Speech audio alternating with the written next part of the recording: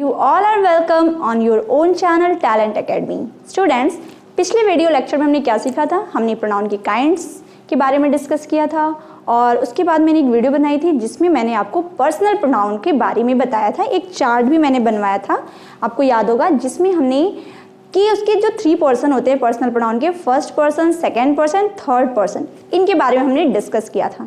तो जो स्टूडेंट वो पुरानी वीडियोस नहीं देखे हैं तो आप चैनल की प्लेलिस्ट में जाकर वो सारी वीडियोस देख सकते हैं। इससे पहले भी बहुत सारी वीडियोस पड़ी हुई हैं, जैसे कि नाउन का, ठीक है, नाउन का भी मैंने बनाया है, पार्ट्स ऑफ स्पीच भी बताया है, तो आप प्लीज़ जाकर के वो सारी वीडियोस देखिए, ठीक है। तो आज का जो हमारा टॉपिक है वो है रिफ्लेक्सिव प्रोनाउन। ये रिफ्लेक्सिव प्रोनाउंस आखिर होता क्या है? अक्सर स्टूडेंट बहुत कंफ्यूज रहते हैं रिफ्लेक्सिव प्रोनाउंस को लेकर के, ठीक है। तो मैं पूरी कोशिश करूंगी कि आज के इस वीडियो में बहुत ही इजी वे में आपको ये एक्सप्लेन करूं ताकि बाद में फिर आपके पास कोई कंफ्यूजन ना हो, ठीक है। तो चलिए देखते हैं, यहाँ लिखा हुआ है they are used when the doer as well as the receiver is the same person. यानी कि जो रिफ्लेक्सिव प्रोनाउन होता है वो क्या होता है कि जब जो डूअर है या फिर जो रिसीवर है वो सेम पर्सन होता है। अब आप सोचेंगे अरे ये डूअर क्या होता है, तो ये कोई बहुत ही हार्ड चीज़ नहीं है। इसके लिए हम क्या यूज़ कर सकते हैं? सब्जेक्ट, ठीक है। जो सब्जेक्ट होता है उसी को हम लोग डूअर भी कहते हैं, ठीक है। तो ये जो डूअर है उसको हम लोग क्या कहते हैं? सब्जेक्ट भी कहते हैं। और रिसीवर मीन्स होता है ऑब्जेक्ट, ठीक है। इसके लिए हम क्या वर्ड बोल सकते हैं? ऑब्जेक्ट। तो ये तो आपको पता ही होगा, ठीक। तो receiver means object and doer means subject. तो जब भी सेंटेंस में जो डूअर एंड यानी कि जो सब्जेक्ट और ऑब्जेक्ट है अगर सेम पर्सन होता है तो वही होता है रिफ्लेक्सिव प्रोनाउन। और रिफ्लेक्सिव प्रोनाउन में जितने भी सेल्फ वाले आते हैं, ठीक है, यानी कि सेल्फ, सब में क्या ऐड होता है? सेल्फ ऐड होता है। तो ऐसे भी आप समझ सकते हैं कि वो रिफ्लेक्सिव प्रोनाउन है, ठीक है। लेकिन एक और प्रोनाउन होता है इम्फेटिक प्रोनाउन। मैंने प्रोनाउन के जो काइंड्स बताए थे उसमें मैंने आपको बताया था इम्फेटिक प्रोनाउंस को हम एम्फेसाइजिंग प्रोनाउन भी कहते हैं, ठीक है। तो हम डिफरेंस भी समझेंगे कि क्या डिफरेंस होता है। पहले हम रिफ्लेक्सिव प्रोनाउन को समझ लेते हैं। तो जैसा कि मैंने बताया कि रिफ्लेक्सिव प्रोनाउन क्या होता है, जिसमें सब्जेक्ट और ऑब्जेक्ट सेम पर्सन होता है। Let's see example also. अब यहाँ देखिए फर्स्ट सेंटेंस में दिया हुआ है I introduce him to the manager. मैंने मैनेजर से उसका परिचय कराया। अब यहाँ जो एक्शन है इंट्रोड्यूस, जो बात हो रही है वर्ब की, वो किसके बारे में, किसका परिचय कराया गया? उसका। मैंने मैनेजर से उसका परिचय कराया। तो यहाँ पे रिफ्लेक्सिव प्रोनाउन नहीं है, ठीक है। इस सेंटेंस में रिफ्लेक्सिव प्रोनाउन नहीं यूज हुआ है। लेकिन सेकेंड सेंटेंस में देखिए I introduce myself to the manager. पहले वाले सेंटेंस में क्या था? जो सब्जेक्ट है और जो ऑब्जेक्ट है दोनों अलग है। आ रही बात समझ में? लेकिन आप देखिए सेकेंड सेंटेंस में क्या दिया है कि I introduce myself to the manager. मैंने मैनेजर से अपना परिचय कराया।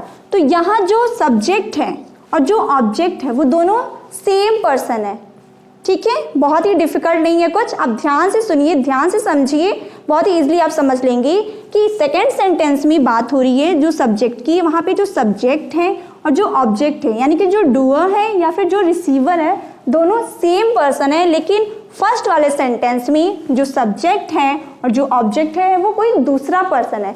मैंने मैनेजर से किसका परिचय कराया? उसका परिचय कराया, यानी किसी दूसरे का मैंने परिचय कराया। यहाँ पे ऑब्जेक्ट कोई और है। लेकिन इस सेंटेंस में आप देखिए मैंने मैनेजर से अपना परिचय कराया, यानी कि सेम वही पर्सन है, इसलिए ये क्या है? रिफ्लेक्सिव प्रोनाउन है। फिर नेक्स्ट सेंटेंस देखते हैं ही हर्ट हिमसेल्फ व्हाइल प्लेइंग। खेलते समय उसने खुद को चोट पहुंचाई। तो यहाँ पे भी ही जो है और जो हिमसेल्फ है दोनों पर्सन क्या है? सेम है। आ रही बात समझ में? जो ही और हिमसेल्फ, यहाँ भी जो सब्जेक्ट है और जो ऑब्जेक्ट है वो दोनों कोई अलग नहीं है, सेम पर्सन है, इसलिए ये भी क्या है? रिफ्लेक्सिव प्रोनाउन है। Next sentence we enjoyed ourselves at the party. हमने पार्टी में अपने आप एंजॉय किया। तो यहाँ पे भी जो भी पर्सन दिया है वो सेम है, यानी जो वी है और जो आवरसेल्फ है, जो सब्जेक्ट और जो ऑब्जेक्ट है वो सेम पर्सन। यही तो है रिफ्लेक्सिव प्रोनाउन। कुछ आपको इसमें कुछ डिफिकल्ट लगा? नहीं ना। तो एक चीज़ और मैं आपको बता दूं कि किस प्रोनाउन का कौन सा रिफ्लेक्सिव प्रोनाउन होता है। मैं यहाँ पे नोट कर देती हूँ। जैसे आई है, आई के लिए हम रिफ्लेक्सिव प्रोनाउन यूज करते हैं माई सेल्फ। My self.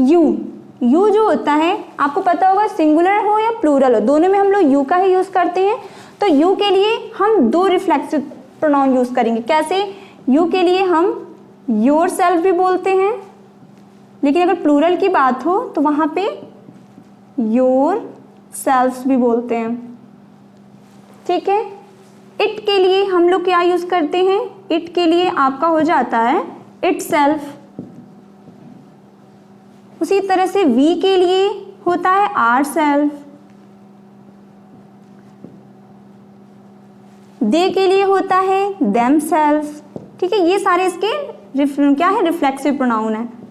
इसका हो जाएगा देम सेल्फ। तो ये सारी चीजें आपको लर्न करनी है। अब चलिए डिफरेंस भी समझ लेते हैं कि रिफ्लेक्सिव प्रोनाउन और एम्फेटिक और एम्फेसाइजिंग प्रोनाउन में डिफरेंस क्या होता है। क्योंकि उसमें आपने देखा होगा जो मैंने प्रोनाउन के काइंड्स बताए थे, तो काइंड्स के साथ साथ उसके साथ एग्जाम्पल भी मैंने आपको एक्सप्लेन किया था। तो आप देखे होंगे एम्फेटिक में भी सेल्फ लगा था, उसमें भी my self, him self, her self, them self होता है। तो आखिर कैसे हम जानेंगे कि दोनों में डिफरेंस क्या है? तो देखिए एम्फेसाइजिंग प्रोनाउन या फिर एम्फेटिक प्रोनाउन ये दोनों सेम ही होते हैं। तो डिफरेंस क्या होता है रिफ्लेक्सिव और एम्फेटिक में कि जब हम यहाँ पे माई सेल्फ यूज कर रहे हैं तो नॉर्मली हम बोल रहे हैं I introduce myself to the manager, मैंने मैनेजर से अपना परिचय कराया। लेकिन अगर इसी बात को थोड़ा हम जोर दे के कहते हैं तो हम इसको इस तरह से बोलेंगे, यहाँ एग्जाम्पल से समझेंगे हम। अगर हम बोलते हैं यहाँ पे I my self introduce to the manager, ठीक है, टू द मैनेजर। इसका मतलब हुआ कि मैंने खुद ही मैनेजर से परिचय कराया। अब यहां थोड़ा जोर दे के बात कही गई है। ठीक है, यहां इस सेंटेंस में आप देखिए प्रोनाउन के साथ ही ये रिफ्लेक्सिव प्रोनाउन यूज हो गया, यानी आई के साथ ही हमने डायरेक्ट माई सेल्फ को यूज कर दिया। यहाँ पे वर्ब के बाद नहीं आया है, आप ऐसे भी समझिए। तो जब इस तरह से सेंटेंस को हम बोलते हैं या फिर लिखते हैं तो वहां पे होता है एम्फेटिक और एम्फेसाइजिंग प्रोनाउन। यहाँ पे जोर दिया गया कि मैंने खुद ही मैनेजर से परिचय कराया। ठीक है, तो इस तरह से आप देख सकते हैं यही डिफरेंस होता है। अगर मैं बोलूं ही himself done this work, he himself done this work, उसने खुद ही यह काम किया है। अगर मैं बोलती हूं he himself done this work, उसने खुद ही यह काम किया है, तो ये क्या है? थोड़ा जोर देके कहा जा रहा है इस बात को ना। तो यहां है ये कौन सा प्रोनाउन हो गया? ये है हमारा एम्फेटिक प्रोनाउन, एम्फेटिक प्रोनाउन। यानी कि जब हम किसी सेंटेंस में हिमसेल्फ, माई सेल्फ जो भी यूज कर रहे हैं और थोड़ा पहले ही यूज करते हैं उसको, ठीक है, सब्जेक्ट के जस्ट बाद ही, और उस पर जोर डालना होता है, तब हमको ये एम्फेटिक प्रोनाउन यूज करना होता है। He himself done this work, उसने खुद ही यह काम किया है। लेकिन अगर हम इस तरह से बोलते हैं या राइट करते हैं ही डन हिमसेल्फ दिस वर्क, यानी कि उसने यह काम अपने आप किया है।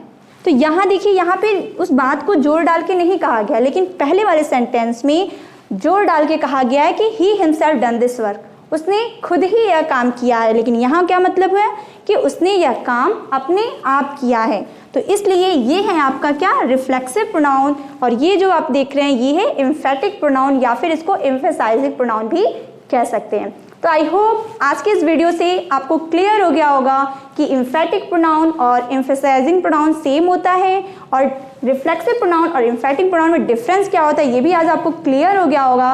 तो अगर वीडियो यूजफुल लगी तो लाइक कीजिए, ज़्यादा से ज़्यादा शेयर कीजिए, और चैनल के लिए न्यू है तो चैनल को सब्सक्राइब भी कर लीजिए, ताकि हमारी जो न्यू वीडियोज़ आती हैं उसकी जो नोटिफिकेशन है सबसे पहले आपको मिले। और कमेंट सेक्शन में भी ज़रूर बताइए कि आज की वीडियो आपके लिए कैसी रही, आपने क्या सीखा। तो thank you so much for watching. मिलते हैं नेक्स्ट डे कुछ न्यू टॉपिक के साथ। तब तक के लिए बाय एंड टेक केयर।